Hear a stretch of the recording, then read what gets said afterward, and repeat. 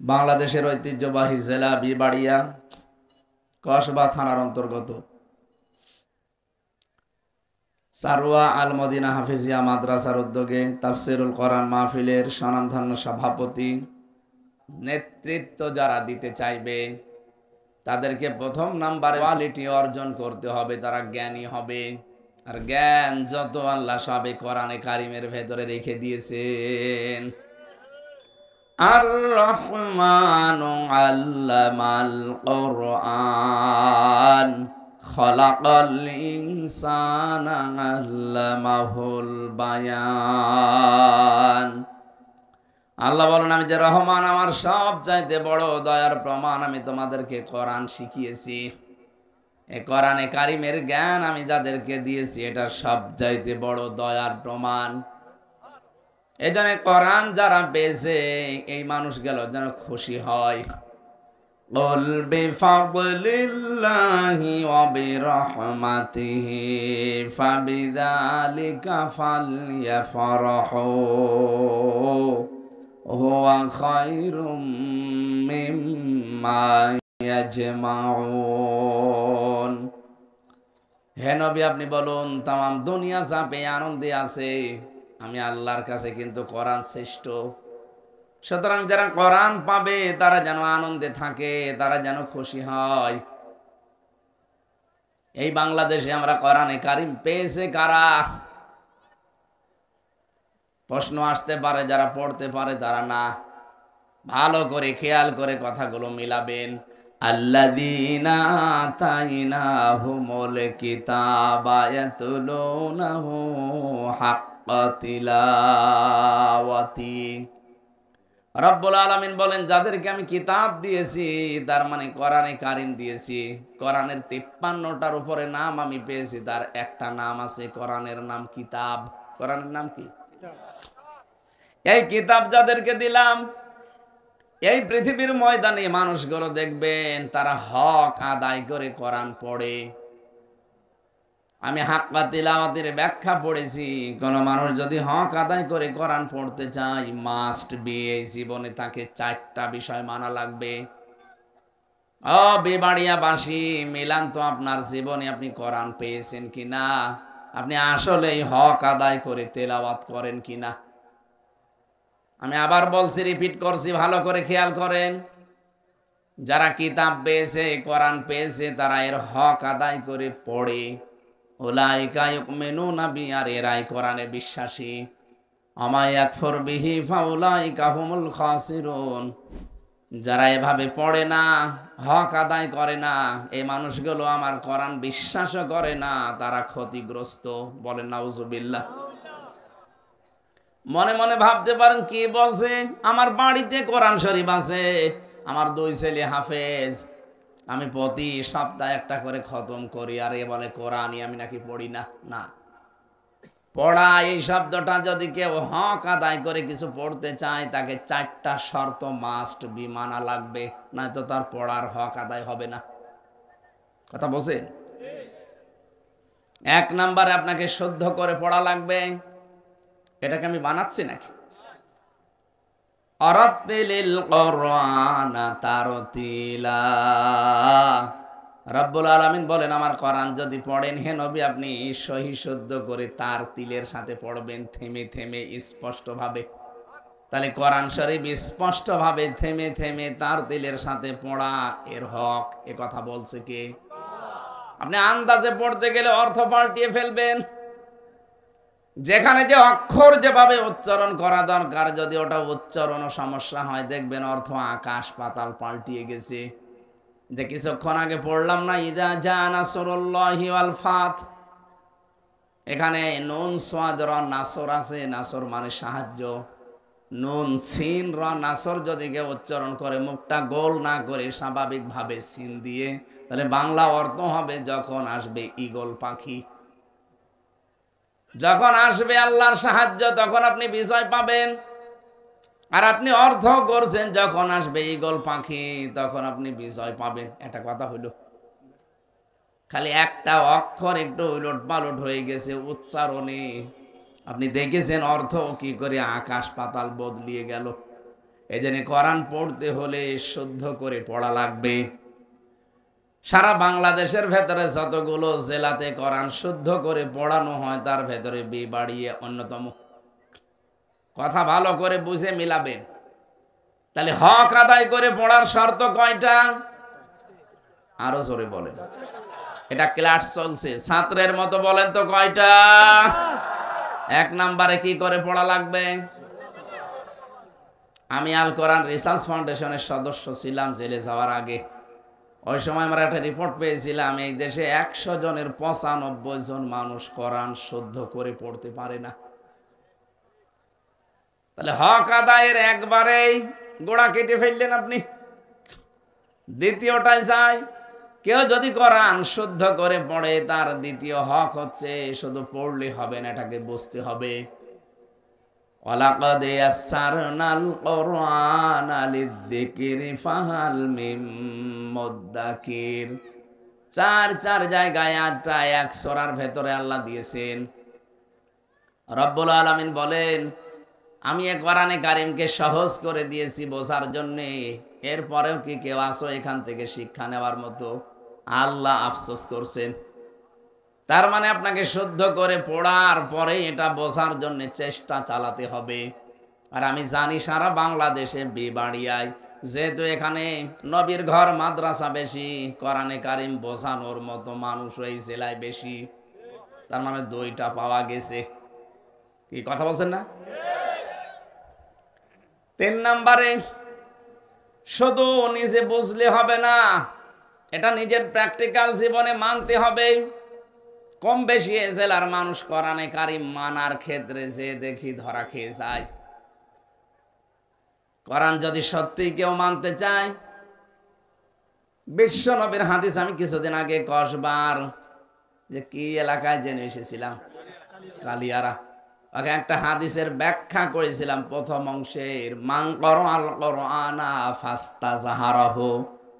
যে ব্যক্তি কোরআন পড়ে আর কোরআনকে ইজহার করার চেষ্টা করে, ইজহার মানে বিজয় করা। শুধু ইজহার মানে প্রকাশ করা না, স্পষ্ট করা না।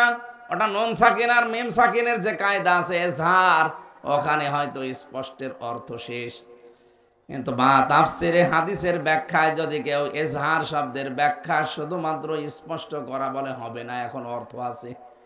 ইজহারের চূড়ান্ত অর্থ হচ্ছে কোরআনে কারীমকে বিজয় করার জন্য চেষ্টা চালাতে হবে। আপনি কোরআন যদি বিজয় দেখতে চান, বিজয় যদি হয়ে যায় কোরআনে কারীম, তাহলে আপনি দেখবেন ফাহাল্লা হালালাহু ওয়া হারামা হারামাহু। এর হালাল বিধানগুলো আপনি হালাল জেনে মানতে পারবেন, আর হারাম বিধানগুলো হারাম জেনে আপনি ছেড়ে দিতে পারবেন। আদখালাহুল্লাহুল জান্নাহ, নবীজি বলেন আল্লাহ তাকে যেন জান্নাতে দিয়ে দিয়েছে। জান্নাতে দেবে না দিয়েছে? আদখালা এটা মাঝি, এটা পাস্ট। আদখালা ইয়াদখিলু, নবীজি বলেন আল্লাহ তাকে যেন জান্নাতে দিয়ে দিয়েছে। তার মানে কোরআনে কারীম যতদিন বিজয় না হবে ততদিন আপনি হালালকে হালাল জেনেও মানতে পারবেন না, হারামকে হারাম জানার পরও আপনি ছেড়ে দিতে পারবেন না, বাধ্য হবেন হারাম কাজ করতে। এরকম জায়গা দেশে নেই? সব যোগ্যতা আছে আপনার, সব কিছু ওকে, এরপরও আপনাকে চেয়ারে বসতে দেবে না, 10 লাখ টাকা লাগবে। এরকম জায়গা বাংলাদেশে ছিল না? মানে সব জায়গায়, প্রাইমারি স্কুল থেকে বিশ্ববিদ্যালয় পর্যন্ত, রান্নাঘর থেকে আদালত পর্যন্ত তাকান, সব জায়গাগুলোতে যোগ্যতা থাকার পরও আপনি বসতে পারবেন না, মামা লাগবে। এই মামা দেওয়া তো হালাল, ঘুষ দেওয়াও যেমন হারাম, নেওয়াও যেমন। বাধ্য হচ্ছে আমি, এই কারণে দেশে কোরআন বিজয় নেই। কোরআন যদি বিজয় থাকতো আমি এই হারাম কাজ নিজেও করতাম না, করতেও দিতাম না। এই জন্য আমিরে জামাত ডাক্তার শফিকুর রহমান হাফিজাহুল্লাহ অলরেডি ঘোষণায় দিয়েছেন, যদি কোরআন এই দেশে কায়েম হয়, বিজয় হয়ে যায়, সর্বপ্রথম দিন আমরা এই দেশ থেকে চাঁদাবাজি ঝাঁটিয়ে বিদায় করব। কারণ তখন চাঁদাবাজ আপনি করতে পারবেন না। এই যে কিছু মানুষের মাথা খারাপ হয়ে গেল ওই দিনের পর থেকে, তারা মানুষের ভেতরে ছড়িয়েছে ইসলাম যদি আসে হাত কেটে দেবে। আরে ভাই, হাত তো কাটবে চোরের, আপনার কি? আপনার ভয় কিসের? আপনি কি চোর? ঠাকুর ঘরে কে রে? আপনার এরকম হয়ে যাচ্ছে না? অনেকে বলেছিলেন যে আপনার ধরে ধরে হাত কেটে দেব, বলেছিলেন তো চুরি যে করবে তার হাত কাটা যাবে, আপনার ভয় নেই। আপনি ভয় পান কোন কারণে? তার মানে আপনার চরিত্র এরকমই, এই জন্য আপনার এত ভয় লাগে। আপনার ভয় লাগুক আর সাহস লাগুক, কোনো কিছু করার নেই। ইসলাম এদেশে আসলে প্রথম দিন এদেশ থেকে চাঁদাবাজি বন্ধ হবেই। কোন মহারথী ঠেকাতে পারবে না, সে যাই হোক। এখন আপনি চেষ্টা করেন কি করে ইসলাম ঠেকিয়ে রাখা যায়, না তো আপনার আবার সমস্যা হবে। কোরআনে কারীম যদি আপনি হক আদায় করে পড়তে যান আর যদি সত্যি বলেন যে আমি এতে বিশ্বাস করি, 3 নম্বরে আপনাকে এটা কিন্তু মানা লাগবে। খালি শুদ্ধ করে পড়া না, শুধু শুদ্ধ করে পড়ে শেষ করা না, শুধু বুঝে শেষ করা না, এটাকে মানতে হবে। আর যখনই আপনি পূর্ণাঙ্গ জীবন এটা মানতে যাবেন, আল্লামা শফি সাহেবের মতো আপনার নামও পাল্টিয়ে যেতে পারে। তার নামই পাল্টিয়ে দিয়েছে জালেমরা, তেতুল হুজুর দিয়েছে। অনেকে তেতুল হুজুর, এটা মুরব্বী মানুষ, হাজার হাজার আলেমের উস্তাজ, আর তার নামটাই পাল্টিয়ে দিয়ে দিল। এখন ওনারে আর আল্লামা আহমেদ শফি অনেকে চেনে না, তেতুল হুজুর বললে চেনে।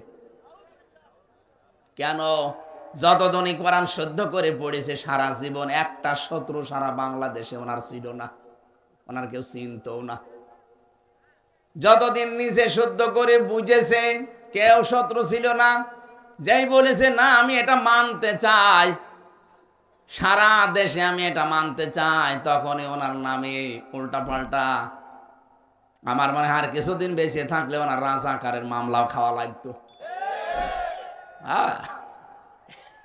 আমার নামে যদি ওই মামলা দেওয়ার প্রস্তুতি নিতে পারে, ওনারই তো দিত 1 আর 2। আমি একবারে চট্টগ্রামের ফটিকছড়িতে অনুষ্ঠান ছিল, কুষ্টিয়া থেকে আসতেছি, ওই জেলে যাওয়ার আগে আমার মনে হয় অলরেডি আমি ফেনী তখন পার হয়ে গেছি। ওসি সাহেব কোথা থেকে নাম্বার জোগাড় করে কল দিয়েছে, হ্যালো হুজুর আপনি কোথায়? আমি এই তো ফেনী পার হচ্ছি, আপনি আসবেন না কেন? সকালে 4 জন মানুষ এসেছিল আমার থানায়, বিশাল বিশাল পাগড়ি মাথায় দিয়ে, সবুজ পাগড়ি। তার মানে আল্লাহর ওলি বোঝা যাচ্ছে, সিন্নি খাওয়া ফাটি। এই 4 জন এসে আমার কাছে লিখিত অভিযোগ দিয়ে গেল, আপনি নাকি রাজাকার, চিহ্নিত রাজাকার কুষ্টিয়ার। আপনি রাজাকার হয়ে এলাকায় আসবেন, আমি ওসি হতে থাকতে আপনাকে আমি আসতে দেব না, দয়া করে আপনি আসবেন না। আমি বললাম স্যার আপনি আমার চেনেন? না, কারণ আমি তো আর ওই আপনাদের ধর্মের লোক না, আমি একটা হিন্দু মানুষ। আপনার আমি এমনি নাম শুনেছি, কিন্তু এভাবে আমি দেখি মেখি নাই। তা আপনি রাজাকার বলে গেল আর আপনি লিখে তো দরখাস্ত নিয়ে নিলেন। আমার বয়স এখন 33, ওই সময় ছিল 30। 33 বছর বয়স আমার। আমার বাবা ওই সময় হয়েছে কিনা আল্লাহ জানে। হেসে ফেলেছে, বছর হুজুর কি বলেন? যারা দিয়ে গেল ওরা তো মনে হচ্ছে স্বর্গ থেকে এসেছে। এত সুন্দর চেহারা, এত বড় বড় দাড়ি, আর পাগড়ি মাথায় দিয়ে আছে, সবুজ পাগড়ি। আমি তখনই বুঝেছি যে আল্লাহর ওলিরাই হবে। সবুজ পাগড়ি যখন বলেছে, ওই নজিবুল বশর মজ ভণ্ডরের দলের লোক। ওই শয়তান শুনলাম মরে গেছে, মরে গেছে। হ্যাঁ আলহামদুলিল্লাহ, মরে গেছে আলহামদুলিল্লাহ, আরো আগে মরার দরকার ছিল। এই শয়তান আর এই কুমিল্লার এলাকায়, চাঁদপুরের এলাকার একজন রেজাউল হক চাঁদপুরি, মাঝ ভান্ডারী, এই 2 শয়তান মিলে কোরআনের পাখি শহীদ আল্লামা দেলাওয়ার হোসাইন সাইদি রহমতুল্লাহ আলাই তার নামে মামলা দিয়েছিল। তারা নাকি ধর্মীয় অনুভূতিতে আঘাত দিয়েছে। সারা জীবন যে লোকটা ধর্ম প্রচার করে গেল, সে নাকি ধর্মীয় অনুভূতিতে আঘাত দিয়েছে, আর ওরা ধর্মের 12টা বাজাচ্ছে। এ বাংলাদেশের সবচাইতে ধর্মের 12টা বাজিয়েছে এই সুন্নি নামে কলঙ্ক কিছু মানুষ। কিসের সুন্নি? আপনি আপনার নামে লিখবেন আপনি বেদাতি। যত বেদাত সব ওদের ভেতরে পাবেন। ইয়ালি বাবা, কেল্লা বাবা, ফতে বাবা। এটা কি সুন্নাহ না বেদাত? সব নতুন করে বানিয়েছে। এদের সাথে কেউ মিলে জিকির করবেন না, কারণ আল্লাহর নামের পাশাপাশি অন্য কাউকে কেউ যদি ডাকে তার ডবল শাস্তি হবে। সূরা ফুরকানের ভেতরে আছে 68 নাম্বার আয়াত, ওয়াল্লাযীনা লা ইয়াদউনা মা'আল্লাহি ইলাহান আখার। রহমানের বান্দা যারা, তাদের এই গুণটা থাকবে যে তারা আল্লাহকে ডাকবে কিন্তু অন্য কাউকে তার সাথে ডাকবে না। অথচ তাহেরি সাহেবরা আপনি দেখেন আল্লাহর নাম কিছুক্ষণ ডাকার পরে ইয়ালি বাবা, কেল্লা বাবা, ফতে বাবা। কোথায় পেলেন ভণ্ডামি? আমি নামটা ধরলাম শুধু বোঝার জন্য। বলেন আপনি কোথায় পেয়েছেন যেখানে আল্লাহর সাথে অন্য কাউকে ডাকা জায়েজ নেই? আর আপনি নতুন নতুন করে আর একটা নাম পাল্টিয়ে ওইটাও জিকির বানিয়ে চালিয়ে দেন। এই জন্যই তো বলছি এই জেলায় আলেমরা করে কি? সমস্যাও আছে, কারণ এই জেলায় তো আল্লাহর ওলি ছিল। আলেম যেখানে বেশি, জালেমও সেখানে বেশি। হ্যাঁ, বন্ধ মানে একেবারে হারাম করে দেওয়া দরকার, কারণ জাহান্নামে নিয়ে যাচ্ছে মানুষকে। যেখানে আসবে এই বেদাতিরা সুন্নি নাম নিয়েছে চুরি করি। কিসের আহলে সুন্নাত ওয়াল জামাত? ওরা যদি আহলে সুন্নাত ওয়াল জামাত হয়তো আমরা কি ঘোড়ার ঘাস কাটছি? বাটপার ওগুলো, ওদের মিল মোহাব্বত সব ওই জালেমদের সাথে। ভিডিও বের হয় দেখেন না, জালেমের প্রশংসা করছে বসে বসে। সারাটা জীবন যে লোকটা হাসিনার 5 গোলামি করে গেল, সে নাকি তাদের বন্ধু। এই জন্যই তো মুনাফিকের শাস্তিটা যে বেশি হবে এমনি না, এই কারণে বেশি হবে। এরা এই দলও আছে, আবার ইসলাম যদি আসে দেখবেন ওরা আবার ওই দলও আছে। না, প্রচার যখন প্রকাশ যখন হয়ে গেছে, ওই শয়তানরা যেন আর আসতে না পারে। ইসলামের এত ক্ষতি এই দেশে কাফেরদের দ্বারা হয়নি, ওই শয়তানদের দ্বারা যা হয়েছে। নতুন নতুন ইসলাম বানিয়ে মানুষদেরকে জাহান্নামের দিকে ঠেলে নিয়ে চলে যাচ্ছিল। এখন অন্তত অনেকে চেষ্টা করছে, না এ তো ইসলাম না, আল্লাহর নাম আমি ডাকবো, সেখানে এ কিসের নাম শিখায়।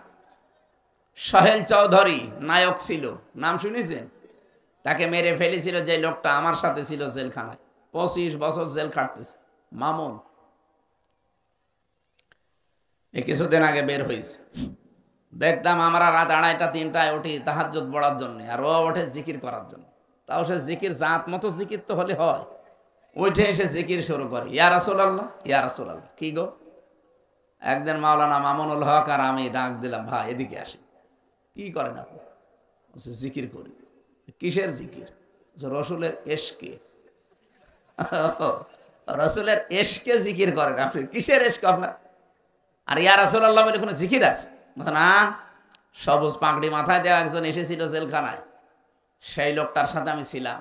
সে আল্লাহর ওলি আমারে শিখিয়েছে যে ইয়া রাসূলুল্লাহ, ইয়া রাসূলুল্লাহ জিকির করলে তাড়াতাড়ি জেল থেকে বের হওয়া যায়। ওরে শয়তান, এ তো জিকির না, এ তো ফিকির, এর একটা ধান্দা। আমরা না, যে শিখিয়েছে সেও হয়তো জানে না, আর আপনি যা শিখেছেন আপনি না জেনে শিখেছেন। এটা জিকির না। আপনি যদি জিকির শিখতেই চান, একটা ইবাদত এটা। জিকির কিন্তু খেলাচোরা জিনিস না। জিকির কি? আর ওই শয়তানরা নাচানাচি করে জিকিরটার 12টা বাজিয়ে দিয়েছে। জিকির একটা ইবাদত। বলেন তো, একটা ইবাদত যদি হয় তার নির্ধারিত একটা সিস্টেম থাকবে না? নামাজ যেমন একটা ইবাদত, নামাজ আন্দাজে যেরকম পড়লে হবে, তার একটা সিস্টেম নেই।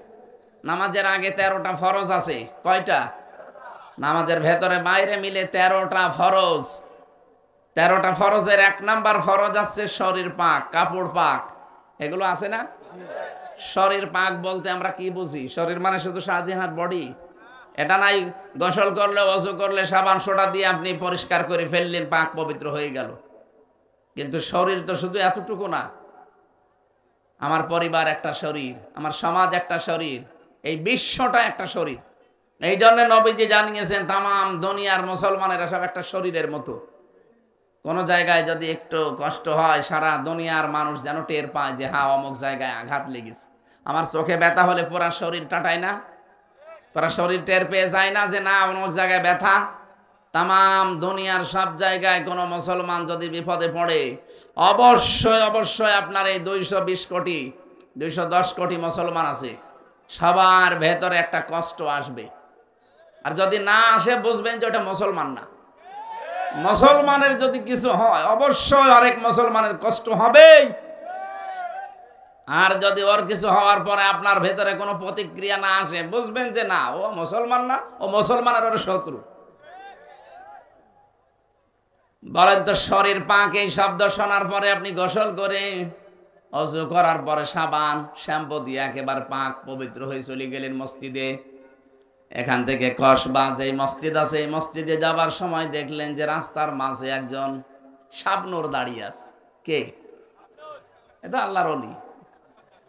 এখন ওরে আপনি দেখার পরে দেখলেন নাউজুবিল্লাহ আস্তাগফিরুল্লাহ, চলে গেলেন মসজিদে।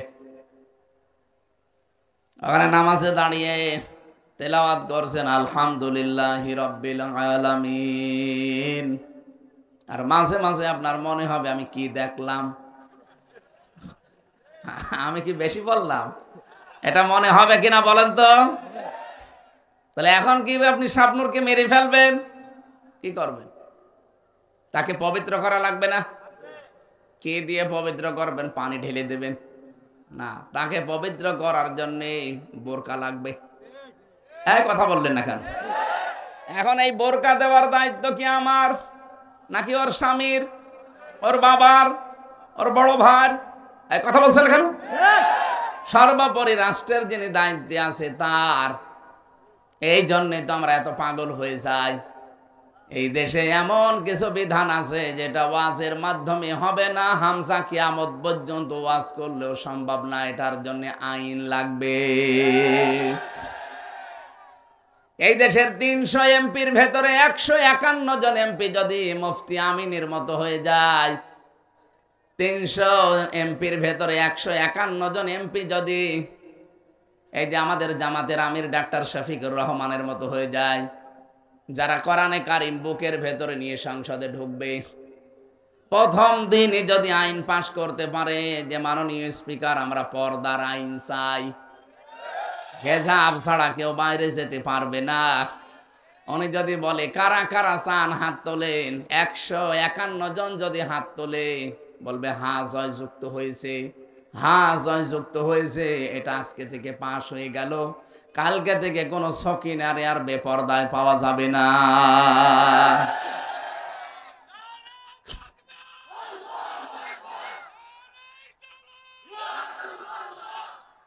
তো এইটাই তো আমরা চাচ্ছি। আপনি যে আন্দাজে নাম বলেন যে এরা ধর্ম ব্যবসায়ী, ধর্মকে পুঁজি করে এরা ক্ষমতায় যেতে চায় না, আপনি আন্দাজে ভুল বুঝেছেন। কিয়ামত পর্যন্ত যদি ক্ষমতায় যেতে নাও পারি তাও চরম পন্থা অবলম্বন করব না। কিন্তু আমরা চাই যেভাবে সিস্টেম আছে সে আমরা আল্লাহর এই বিধানটা কায়েম করতে চাই। আর এই জন্যই তো এই মানুষগুলোকে পাঠাতে হবে কোরআন বুকে নিয়ে যারা ঢুকতে পারে। এমন মানুষকে পাঠানো যাবে না যে লোকটা ঢুকেছে এই লাল পানি খেতে খেতে। এমন মানুষ দেশে ছিল না? যারা মদের ব্যবসা করে, বাবার ব্যবসা করে।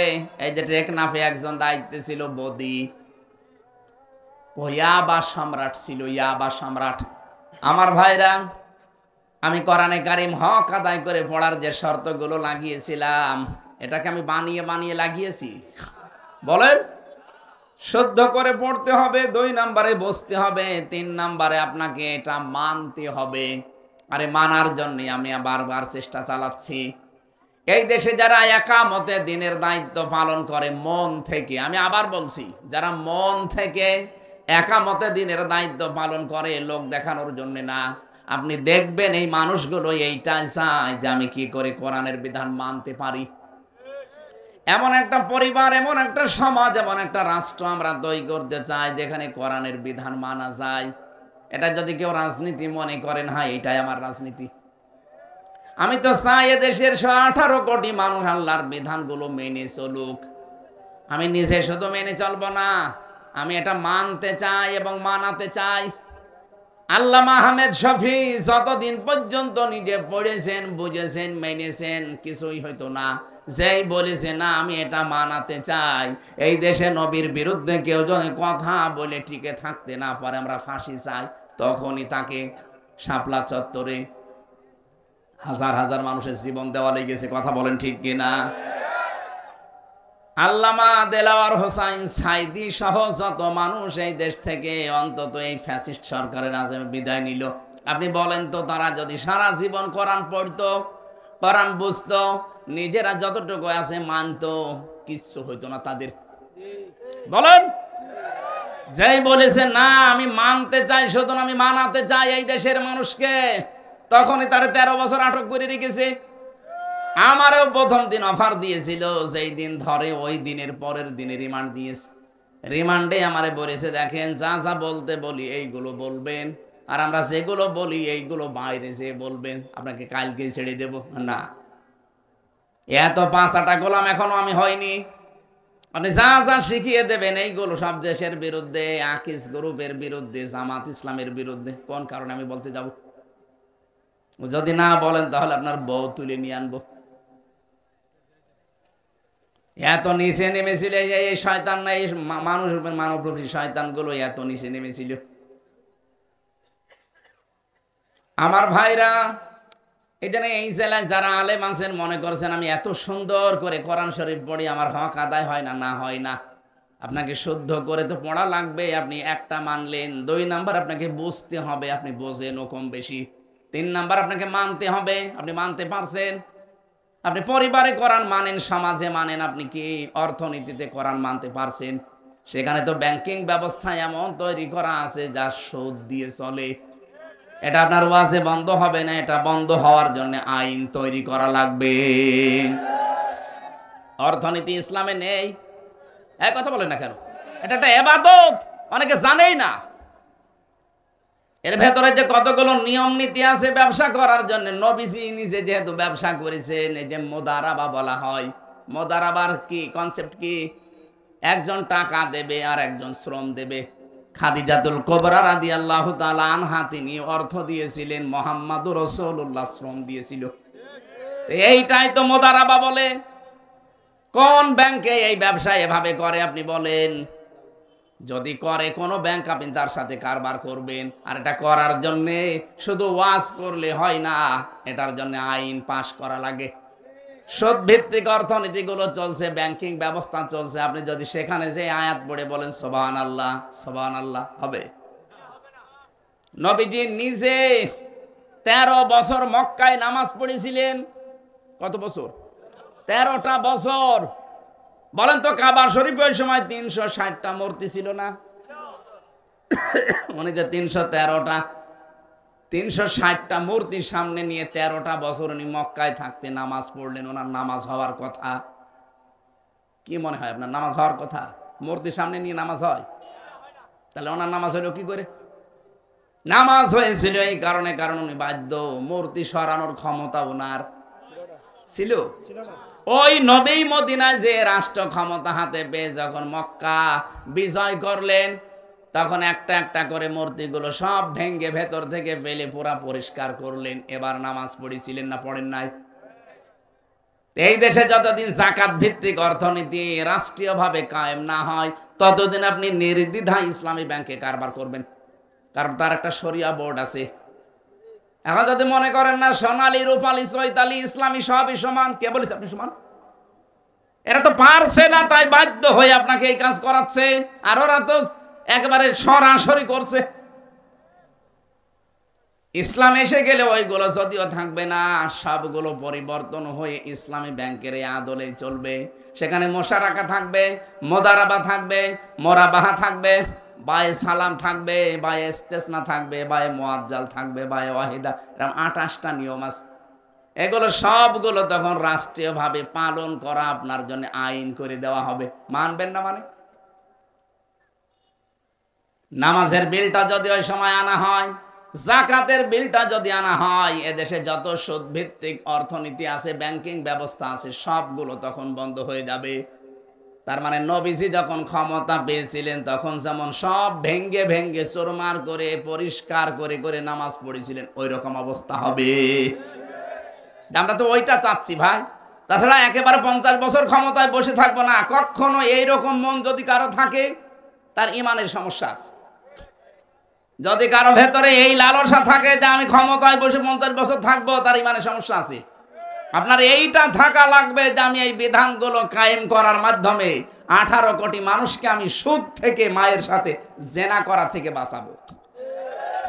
এই যে এলাকায় টাকা ছেড়ে রাখে, 1000 টাকা ছেড়ে রাখে, মাসে মাসে 200 টাকা করে বেশি পায় না? এলাকা এখন শুরু হয়নি। এটা যে মায়ের সাথে একেবারে প্রকাশ্যে জেনা করার গুনাহ হয় আপনি জানেন, অথচ এলাকায় বহু মানুষ বলছেন করেন। যারা যারা করেন বলেন তো, আপনি মায়ের সাথে কেবল জেনা করে আসলেন, আপনি নামাজ পড়বেন ঘন্টামিন একটা, আপনার নামাজ হয়? তাও যাত্রার সাথে হলে হয়, নিজের গর্ভধারী মায়ের সাথে জেনা করবেন আর নামাজ পড়বেন, রোজা রাখবেন, আর আপনার নামাজ কবুল হয়ে যাবে। আল্লাহ কি পাগল হয়ে গেছে? এইটা তুলে দেওয়া লাগবে না, এটা কি ওয়াজে বন্ধ হবে?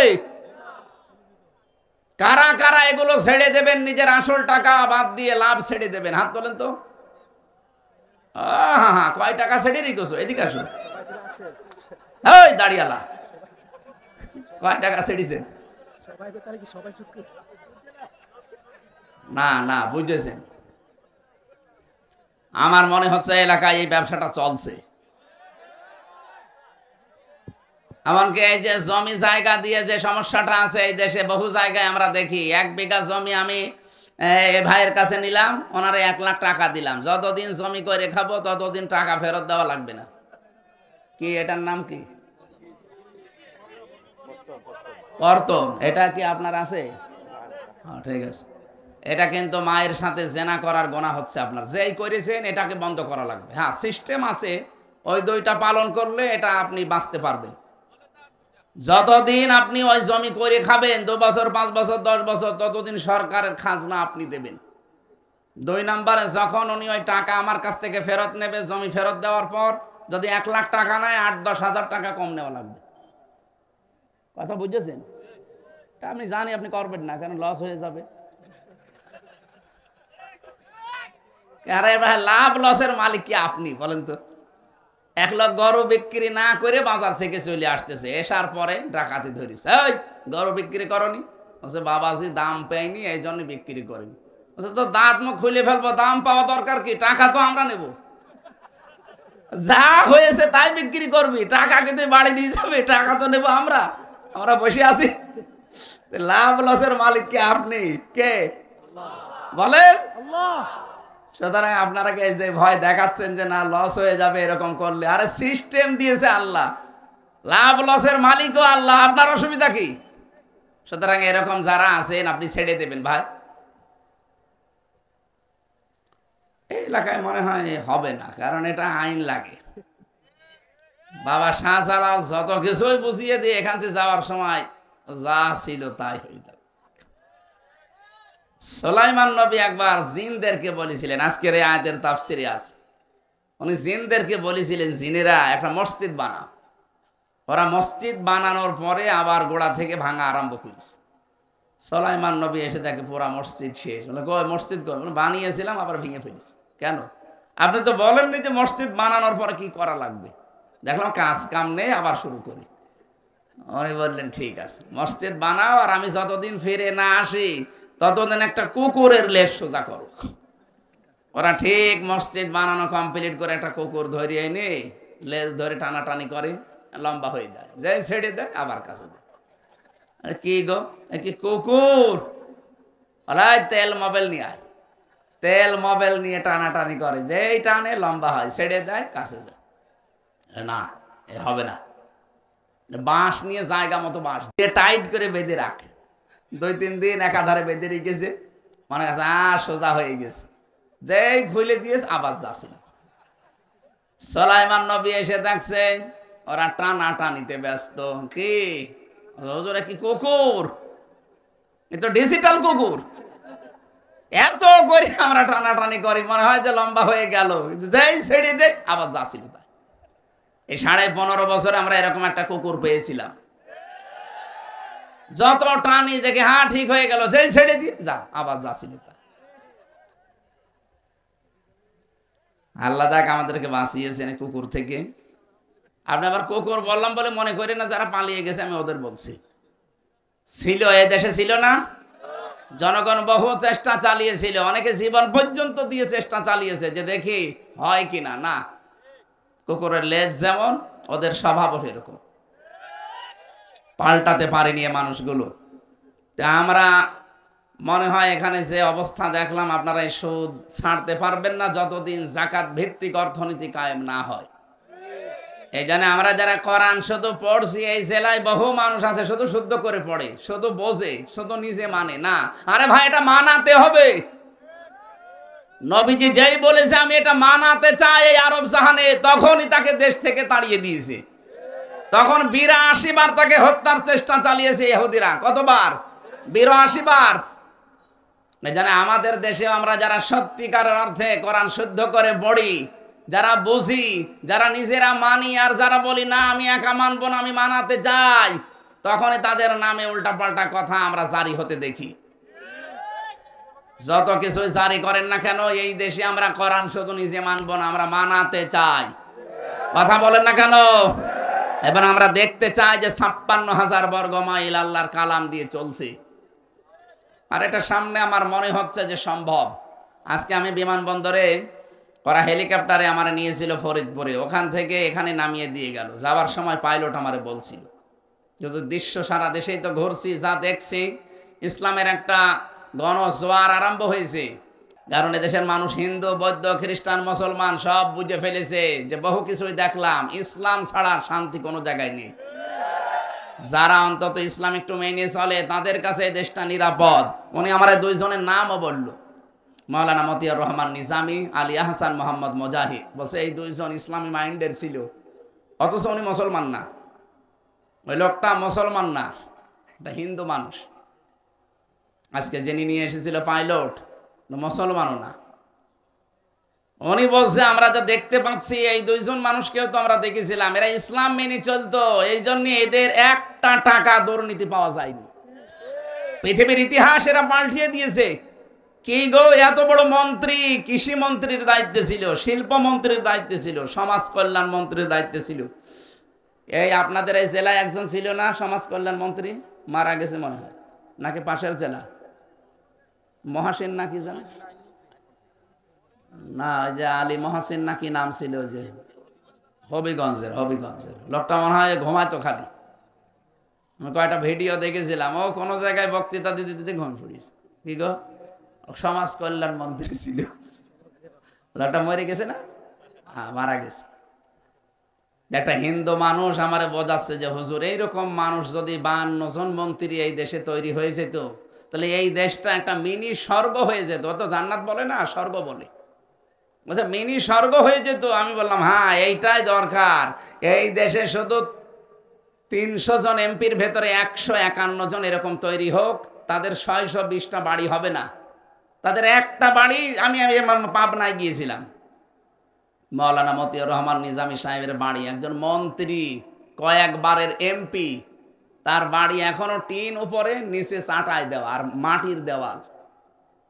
আর আমরা শুধু মেম্বার হতে দেরি।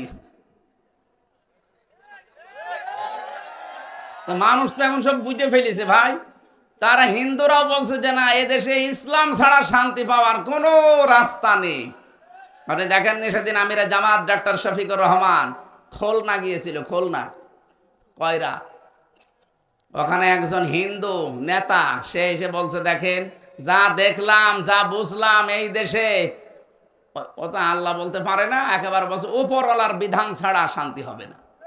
তারা বুঝে ফেলছে, আর আপনি এখনো বোঝেন না মানে, নাকি না বোঝার ভান করে আছেন? এই ভান বাদ দেন, ভান বাদ দেন। এখন সময় চলে এসেছে, যেহেতু এই কয়েক মাসে 15 থেকে 58 হয়ে গেছে, আর কিছুদিন যেতে দেন, ইসলামের যে জোয়ার সৃষ্টি হয়েছে 100 জনের 100 জন মানুষ বলতে বাধ্য হবে যে আমরা ইসলামে দেশে চাই। মানুষ যখন ভিকটিম হয়ে যায় তখন তার দিক দ্বারা ঠিক থাকে না। আমি নিজে ছিলাম তো, নিজে বুঝেছি। ভালো মানুষ ধরে নিয়েছে, আপনি টাকা চাবেন, আমারে নিয়েছে বলছে 10 লাখ টাকা দেখ, নাই তো 50টা মামলা দেব। মনে হচ্ছে টাকা আমার বাবার কাছে পাই, সে টাকা চাচ্ছে। আগস্টের 5 তারিখের পরও আমরা দেখলাম অনেককে চাঁদাবাজি করতে, মনে হচ্ছে টাকাও পায়, যে বলছে দেন। আরে ভাই, চাঁদাবাজি না করে আমিরে জামাত বলে না যে ভিক্ষা করে খাবেন? আপনি মানুষ, চাঁদাবাজি করেন? ঢাকা তো এত খারাপ না। হ্যাঁ, এই আমি 19 সালে আমার মাহফিল ছিল সিরাজগঞ্জে। ওই যে লালন শাহ সেতু পার হয়ে গাড়ি আমার আটকিয়ে দিল ডাকাত, যা ছিল শব্দ নিয়ে নিল, ড্রাইভারকে দিল 2 চড়, দিয়ে ওর মোবাইলটা নিয়ে নিল। নিয়ে আমি বললাম ঠিক আছে চলেন। হুজুর দাঁড়ান, যাবেন যে চলে, এখনো কুষ্টিয়া কত দূর, তেল মেল লাগবে না, কিছু আছে? না, আর কিছু নেই। তো ওখান থেকে 500 টাকা বের করে বলছে যে 5 লিটার তেল কিনে নেবেন, নিয়ে বাড়ি যাবেন। ড্রাইভার কিছুক্ষণ যাওয়ার পরে বলছে হুজুর ডাকাত হলেও ইমানদার ডাকাত। আমরা তো এরকম ইমানদার ডাকাত দেখতে পাচ্ছি না, ইমানদার ডাকাত না। এই কয়েকদিন আগে নারায়ণগঞ্জ বন্দরে রাত 12:30টার পরে 12:30টার পরে গেছে এই চাঁদাবাজি করতে। এত বড় সাহস, গাইবান্ধার জজের কাছে 50 লাখ টাকা চাঁদা শেষ। বলছে আমি রাতের বেলা চাইলাম, কে গো, মানুষ টের পাইলো কি করে? আরে শয়তান, রাত 12টা 1টায় বলে আমি চাঁদা চেয়েছি, মানুষ টের পেলো কি করে? কি মেশিং ওরা লাগিয়ে বসে আছে জানেন আপনি? আমি নিজে দেখিয়ে এসেছি রিমান্ডে। আপনি পায়খানায় বসে বসে কি করছেন সেটা ওরা দেখতে পাচ্ছে। এত বড় কঠিন জিনিস ওদের হাতের মুঠার ভেতরে। গোয়েন্দা বিভাগের এখন বলছে যে আমরা দেশটা শুধু দেখতে চাচ্ছি যে কে কিভাবে কি করে, সব তো আমাদের নখদর্পণে আছে। এই জন্য আপনি থামেন, দলের নাম নিয়ে হোক আর নিজের পরিচয় হোক, যা করছেন, একবার যদি ওই 4 দেওয়ালের মাঝে চলে যান না, কোনো বাপ আপনাকে বের করবে না। কত অসহায় হয়ে থাকা লাগে, আমি নিজে তো দেখেছি 3টা বছর, কেউ কারো না। এই জন্য উল্টাপাল্টা কাজ করেন না, দরকার হয় ভিক্ষা করে খান। ওয়ালাকাদ কাররামনা বানি আদম, আমি মানুষকে সম্মান দিয়েছি। অথচ এই মানুষের সম্মান নিয়ে সিনিমিনি খেলা হচ্ছিল, এখনো পর্যন্ত হচ্ছে। মানুষের সম্মান অনেক বেশি। আল্লাহ নিজে বলেন আমি সম্মান দিয়েছি। ওয়ালাকাদ কাররামনা মিন বানি মুসলিমিন দেয়নি, যে মুসলিম সন্তানদেরকে শুধু আমি সম্মান দিয়েছি না, বানি আদম, আদম সন্তান, এটা যে ধর্মেই পালন করুক না কেন, আদম সন্তান যারা, তাদের সম্মান আল্লাহ নিজে দিয়েছেন। এই জন্য মানুষের সম্মান যেন নষ্ট না হয়। এ দেশে বিভিন্ন ধর্মের মানুষ আছে আমরা জানি, মানুষ সব আদম সন্তান, ধর্ম যার যার সে পালন করতে পারে। তো মানুষের সম্মান নিয়ে যেন আগামীতে আর কেউ সিনিমিনি খেলতে না পারে, সেই বিষয়ে আমরা সতর্ক আছি এবং থাকবো ইনশাআল্লাহ। যে আল্লাহ আমাদেরকে সত্যি আদম সন্তান বানালেন, অন্য কোনো সৃষ্টির ভেতরে না দিয়ে। 18,000-এর বেশি মাখলুকাত আছে দুনিয়ায়, আল্লাহ আমাদের মানুষ বানিয়েছেন, বলেন আলহামদুলিল্লাহ। দরুদ আর সালাম পড়ছি মুহাম্মদুর রাসূলুল্লাহ সাল্লাল্লাহু আলাইহি ওয়াসাল্লামের প্রতি। এই পৃথিবীতে আল্লাহ রাব্বুল আলামিন যাকে পাঠিয়েছিলেন আদর্শ নেতা হিসাবে, তিনি এখন আর নেই। তিনি বিদায় নেওয়ার পরে কিয়ামত পর্যন্ত নেতৃত্ব দিতে পারবে কারা? কোরআনে কারিমে কয়েকটা গুণের কথা বলা আছে যে এরা নেতৃত্ব দিতে পারবে। 1 নম্বরে নেতা হওয়ার জন্য শর্ত হচ্ছে আপনাকে জ্ঞানী হওয়া লাগবে। কোন জ্ঞান? আল্লাহ যে জ্ঞান পাঠিয়েছেন ওই জ্ঞানে জ্ঞানী হওয়া লাগবে, তার মানে কোরআনে কারিম। এই বিষয়ে জ্ঞান না থাকার কারণে আজ অনেক মানুষ ভুলভাল বকতেছে। ওয়ালা তাকফু মা লাইসা লাকা বিহি ইলমুন, আল্লাহ বলেন যে বিষয়ে জানো না মুখ খুলবা না। আর বাংলাদেশে এই রোগটা বেশি, যেটা জানে না ওইটার বিষয়ে কথা বেশি বলে। এই কয়েকদিন ধরে আমরা দেখতে পাচ্ছি অনেকে এমন এমন কথা বলছে, অথচ তার পেটে বোম মারবেন, সারা ইখলাস সহ্য করে বলতে পারবে না। তারা ফতোয়া দিচ্ছে যে কোরআনে কারিমে রাজনীতি নেই। নাউজুবিল্লাহি মিন যালিক। আপনি কোরআন কি জানেন? কোরআন লিখতে হয় কি করে তা জানেন? কোরআনে কারিম মানে কি আপনি তা জানেন? আপনি যে ফতোয়া দিয়ে দিলেন যে কোরআনে রাজনীতি নেই, যার ওপরে নাজিল হয়েছিল সেই মোহাম্মদ রাসূলুল্লাহ রাজনীতি করেছেন না করেননি? শুধু করেননি, তিনি রাষ্ট্রপতি ছিলেন। রাষ্ট্রপতি হয়েছেন 1-2 দিন 5 দিনের জন্য, 10 বছর কতদিন? এগুলো কি সব বানানো কথা? আপনি কোন কারণে বলেন যে কোরআনে রাজনীতি নেই? ধর্ম ব্যবসায়ী যারা, এরা ধর্মের নামে ব্যবসা করে, নাউজুবিল্লাহি মিন যালিক। এই কথাগুলো বুঝে হোক না বুঝে হোক যারা বলেছেন তাদের ঈমান চলে গেছে। কারণ আপনি সরাসরি হাত দিয়েছেন নবীর ওয়ারিসদের গায়ে। আলেম ওলামা শুধু আলেম ওলামা নয়, এরা সরাসরি নবীর উত্তরাধিকারী। আল ওলামা ওয়ারাসাতুল আম্বিয়া। সুতরাং এ বিষয়ে আমাদের সতর্ক থাকা দরকার। যারা এগুলো করছেন নিজের দুনিয়া আখিরাত সব নষ্ট করে ফেলছে। হাজারো মানুষের ভেতরে প্রতিক্রিয়া দেখা দিচ্ছে, আপনার প্রতি খারাপ ধারণা করছে মানুষ যে এটা মানুষ নাকি অন্য কিছু। আপনাদের জেলাতে একজনের নাম আমরা সারা বাংলাদেশে শুনতাম, শুধু আলেমদের বিরুদ্ধে যাবার কারণে, মুক্তাদির নাকি যেন নাম, মানে আলেম বিরোধী ছিলেন। এক শ্রেণীর আলেমদেরকে ইনি বিরোধিতা করতেন। এই কারণে সারা দেশের ভেতরে যেভাবেই হোক তার নাম প্রচার হয়ে গেছে যে লোকটা আলেম বিদ্বেষী। এখন আবার নতুন করে কোনো মানুষ যদি ওই জালেমদের মতো আরম্ভ করে, কালকে একজনের বক্তব্য শুনলাম, সে বলতেছে যে 15 বছর কোরআনের অনুষ্ঠান করতে যেমন অনুমতি লেগেছে, আগামীতে আমরা যদি আসতে পারি এভাবে অনুমতি না একেবারে বন্ধই করে দেব। আপনি এগুলো করতেন যে পরে বলতে পারতেন না, এখনই বলে দিলেন, মানুষ তো সব বুঝে ফেলবে। বুঝে ফেলবে না তো এইগুলো তো এখনই বলে দেওয়া ঠিক হচ্ছে না। আপনারা করবেন আমরাও জানি, তো এগুলো পরে, এখনই বলার দরকার নেই। আগে অন্তত বসে নিন। না বসতে যদি সবই ফাঁস করে দিন তো মানুষ এমনিই তো বুঝে ফেলছে অনেক কিছু, আবার বুঝেও ফেলছে, বুঝে ফেলবেও। এই জন্যে মনের ভেতরে যা আছে এটা যেন থাকে। আর আমরা তো দেখতে পাচ্ছি এই মজলুম সংগঠন, ওইটা শহীদ প্রেসিডেন্ট জিয়াউর রহমানের হাতে গড়া, তিল তিল করে বাংলাদেশ স্বাধীন হওয়ার প্রায় 6-7 বছর পরে এ দলের জন্ম। এ দলের জন্ম 78 সালে না? 71 সালে স্বাধীন হলে 78 কয় বছর হয়? 6 বছর। কত? 72, 73, 74, 75, 76, 77, 78, 6-7 বছর পরে এই জন্ম। এই মানুষগুলো এখন যদি নতুন করে কোনো কথা তোলে কারো বিরুদ্ধে, এই যে চেতনার কথা বলে বলেই তো এই 15.5 বছরে এই জালেমারা শেষ করে দিয়েছে দেশটা। নতুন করে কোনো চেতনা এই দেশে কিন্তু আর চলবে না। চেতনার কথা বাদ দিন। যেই শব্দ দিয়ে আপনি ঘায়েল করতে চান ওই শব্দটাই বিস্ফোরক হয়ে চেয়ার থেকে নামিয়ে দিয়েছে আপনাকে।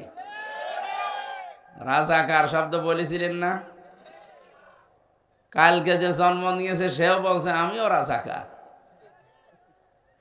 এই জন্য আগামীতে এরকম কোন শব্দ আপনি চেতনাধারী হবেন না, কারণ এটা মানুষ বিশ্বাস করে যে আপনার এই চেতনায় কাজ হবে না।